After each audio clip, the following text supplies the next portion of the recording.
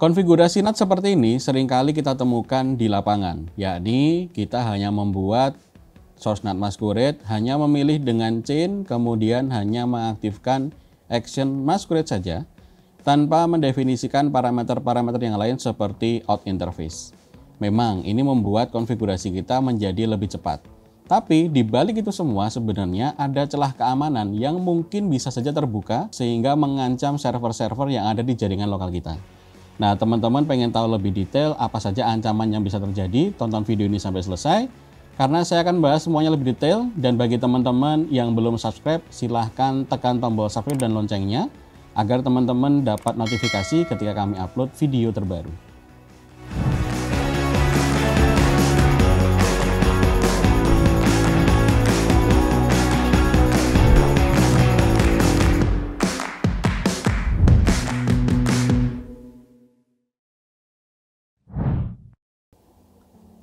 Pertama saya akan coba bahas lebih detail lagi apa saja yang sering kita lakukan pada saat kita mengaktifkan source NAT masquerade. Memang sebenarnya ada beberapa cara ya, cuman kadang-kadang saya lihat di lapangan banyak sekali yang hanya mengaktifkan chain-nya saja seperti ini, kemudian masquerade-nya diaktifkan tanpa memilih parameter yang lain. Ini mungkin tidak akan berpengaruh, artinya jaringan lokal atau laptop kita, PC-PC di jaringan LAN tetap bisa connect ke internet. Tapi jangan lupa teman-teman, kalau kita tidak memilih parameter di MikroTik, ini berarti berlaku untuk semuanya. Contoh, misalnya out interface-nya tidak kita spesifikan, maka NAT masquerade ini juga akan berlaku ke arah jaringan lokal kita atau ether yang menuju ke server-server internal kita. Bayangkan misalnya di jaringan kita ada sebuah server yang memang sudah kita set sedemikian rupa agar hanya bisa diakses dari jaringan satu segmen atau dari jaringan lokal saja. Maka dengan mengaktifkan NAT ini bisa saja server kita diakses dari jaringan subnet lainnya. Nah, untuk mensimulasikan ini saya sudah menyiapkan jaringan atau simulasi secara realnya. Jadi di depan saya sudah ada dua router. Di tengah ini merupakan sebuah router gateway yang untuk bisa connect internet dan dia menghubungkan dua alat. Yang sebelah sini ini pura-puranya adalah sebuah server yang dia sudah kita secure, sudah kita amankan agar hanya bisa diakses dari jaringan lokal saja. Nah, jadi di sini sudah ada firewall filternya atau bahkan mungkin bisa aja beberapa server itu tidak dipasang default gateway agar dia tidak bisa keluar ke jaringan subnet yang lain. Kemudian satu lagi laptop saya sendiri yang ini mensimulasikan dari segmen IP yang lain. Nanti akan saya coba simulasikan pada saat NAT-nya kita aktifkan dan pada saat NAT-nya tidak kita aktifkan. Oke, saya akan review dulu konfigurasi MikroTik yang saya simulasikan. Dia adalah sebuah server yang mana dia sudah mengaktifkan security dalam bentuk firewall filter.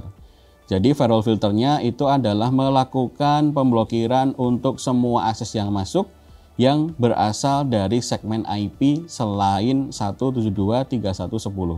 Ini adalah segmen dari servernya yang dia masuk di Ether 2 dan actionnya langsung drop. Artinya apa? Artinya selain segmen IP ini, itu tidak boleh akses ke router ini, atau ini mungkin juga sebagai sebuah server ya. Bisa mungkin NAS, bisa mungkin web server, application server yang di dalamnya sudah ada security-nya.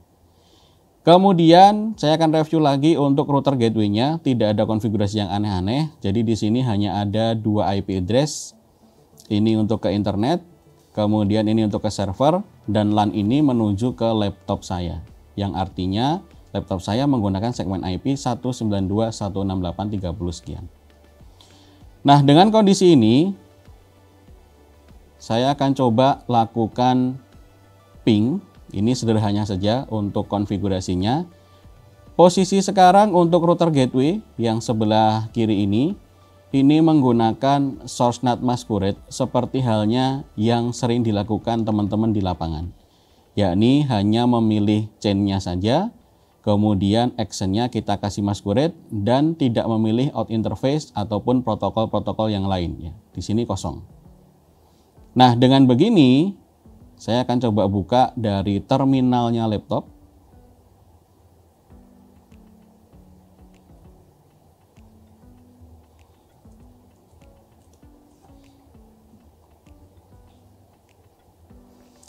Laptop saya sekarang menggunakan alamat IP 192.168.30.100. gateway-nya ke 31 itu adalah IP dari router gateway ini. Nah, kalau misalnya dengan kondisi di server ini ada firewall drop input seperti ini, seharusnya laptop saya tidak bisa akses ke sini. Karena yang diizinkan itu hanya yang dari IP 172.31 sekian. Tapi kita coba lihat hasilnya, kita akan coba ping 172.31.10.2, ini IP dari server atau mikrotiknya. Dan teman-teman bisa lihat di sini hasilnya adalah replay. Nah, kenapa bisa replay? Yang tadi sempat saya sampaikan bahwa ketika NAT ini tidak mendefinisikan out interface, maka itu berlaku ke semua interface. Artinya di server walaupun sudah ada firewall-nya seperti ini, firewall ini membaca bahwa sumber traffic-nya itu berasal dari segmen IP yang sama. Karena teman-teman harus ingat yang namanya NAT ini dia mengubah dari IP aslinya, diubah ke IP berapapun yang terpasang di interface out-nya. Nah, dengan seperti ini, maka ketika NAT-nya aktif, firewall-nya tidak bisa membaca. Jadi di sini tidak ada traffic yang tertangkap. Kita bisa lihat yang di sebelah kanan.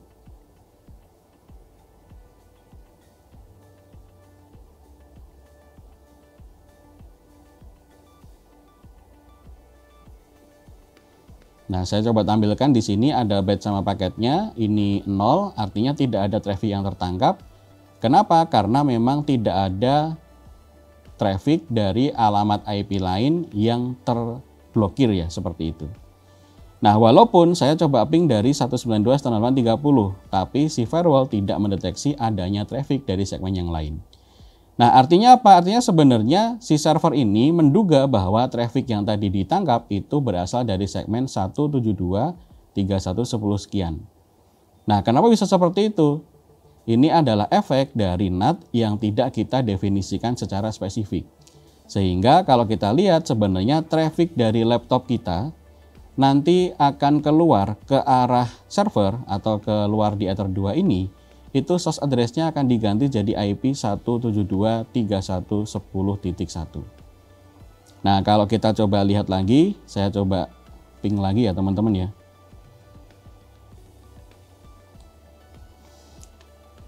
Saya coba ping lagi teman-teman.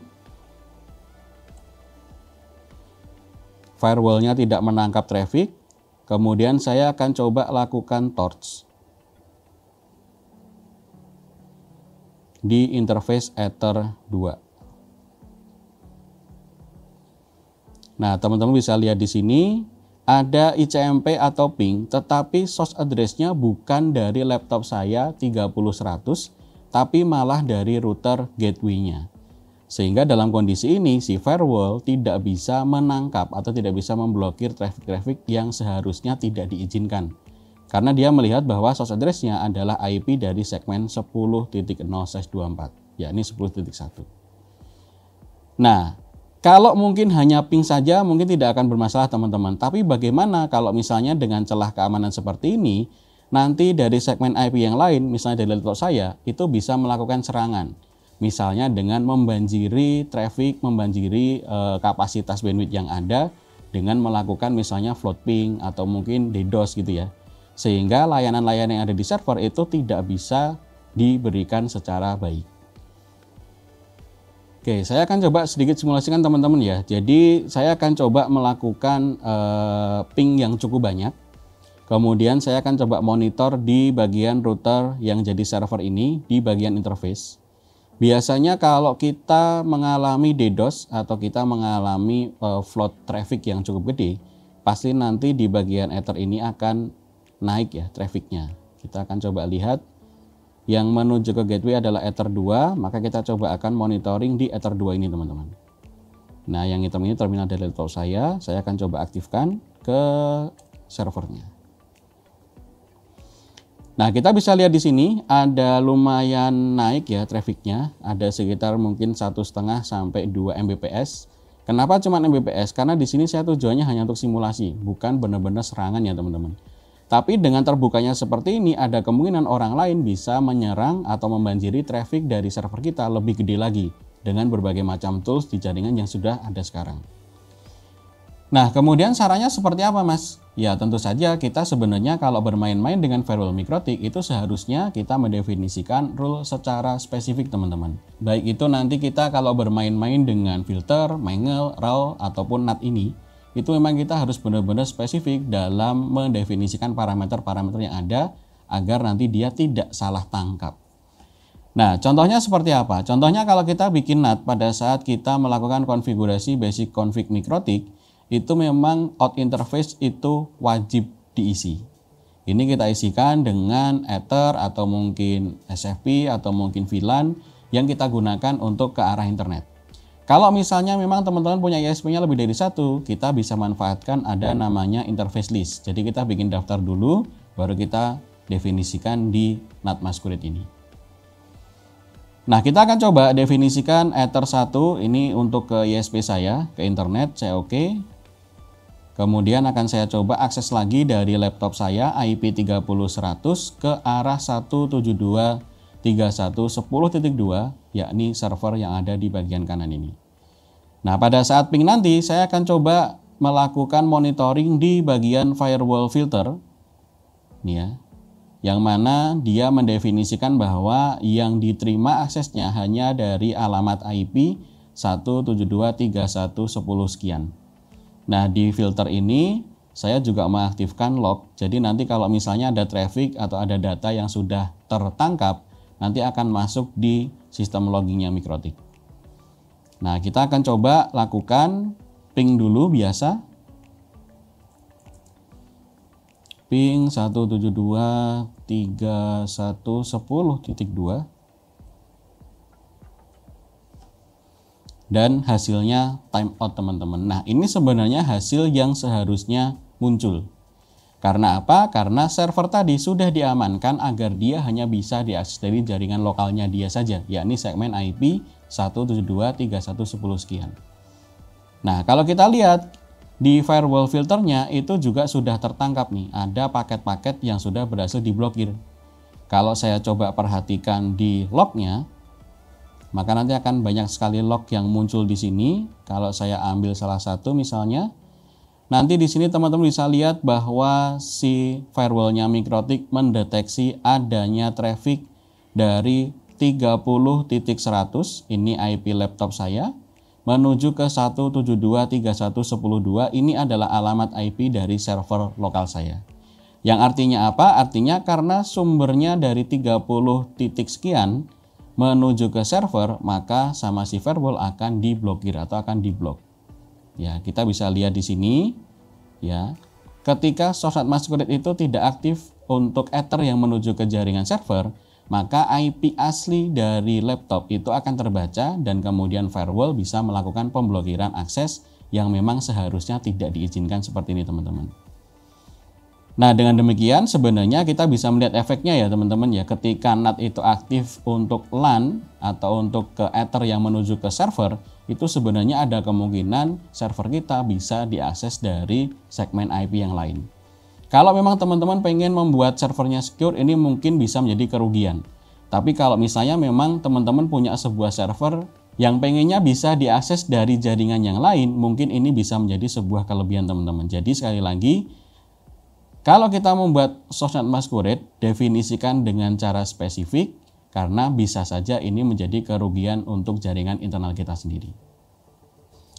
Oke, kita coba satu lagi, teman-teman. Kalau tadi saya coba ping biasa, sekarang saya akan coba lakukan ping dengan cukup banyak paket ping yang akan dilewatkan. Ini juga sudah saya coba sebelumnya dengan hasil traffic di Ether 2-nya server itu naiknya cukup signifikan ya, sekitar 1,5 sampai 2 megabit per second. Memang kecil untuk ukuran serangan, tapi memang ini belum saya coba untuk serang, hanya untuk simulasi aja, teman-teman. Saya aktifkan ping yang cukup banyak dari laptop saya ke arah server. Kita coba perhatikan di sebelah kanan yang tertangkap di firewall semakin banyak. Kemudian kalau kita lihat di trafficnya, ini tidak ada peningkatan yang signifikan untuk traffic di Ether 2. Ini adalah traffic yang menuju ke router gateway, yang mana dari tadi dia stabil di angka mungkin 100-an kilobit per second. Dengan perbandingan di percobaan saya di awal itu bisa naik sampai 1,5 sampai 2 megabit per second. Nah, ini adalah simulasi sebuah server yang memang sudah ditambah security, misalnya firewall, atau bahkan ini juga coba saya lakukan dengan tanpa menambahkan default gateway, teman-teman. Jadi mungkin ada beberapa server yang memang didesain dia hanya bisa diakses dari jaringan lokal saja tanpa dia bisa akses ke subnet yang lain. Misalnya mungkin gateway-nya tidak diisi atau bahkan mungkin server yang memang tidak bisa mengisikan default gateway ya. Mungkin teman-teman masih menggunakan teknologi-teknologi yang tidak bisa mengisikan gateway seperti yang saya simulasikan ini. Oke teman-teman, dari hasil percobaan saya tadi kita sudah bisa melihat bahwa hanya dengan mendefinisikan out interface saja itu sudah bisa lebih mengamankan jaringan lokal kita. Jadi mulai hari ini teman-teman kalau melakukan basic konfigurasi, pastikan Sosnat Masquerade itu out interface-nya diisi daripada nanti ada celah keamanan yang bisa saja menjadi celah untuk menyerang jaringan internal kita atau bahkan server-server yang ada di jaringan kita sendiri. Nah, buat teman-teman yang pengen pengelolaan jaringannya lebih bagus lagi, di citrayam.com sudah tersedia berbagai brand dari device-device jaringan yang terkenal. Jadi langsung aja kunjungi citrayam.com yang menyediakan berbagai brand dari Mikrotik, kemudian mungkin Ruiji, kemudian mungkin SPN yang lain, bisa teman-teman dapatkan di sana. Atau bisa juga cari di marketplace saya teman-teman dengan nama toko Citra Web, karena mungkin teman-teman punya voucher-voucher yang bisa dimanfaatkan untuk menambah diskon agar harganya lebih murah ya teman-teman ya. Oke, sekian video saya kali ini. Jangan lupa subscribe dan tekan tombol loncengnya. Kemudian share juga video ini untuk pengguna Mikrotik yang lain agar lebih bermanfaat. Kalau misalnya teman-teman ada pertanyaan atau ada saran kira-kira mau membahas fitur apa lagi, silahkan tulis di kolom komentar di bawah ya teman-teman. Nanti mungkin suatu saat kita akan buatkan video sesuai dengan kendala atau mungkin request dari teman-teman semua. Terima kasih sudah menonton video saya kali ini dan sampai jumpa lagi di tutorial selanjutnya.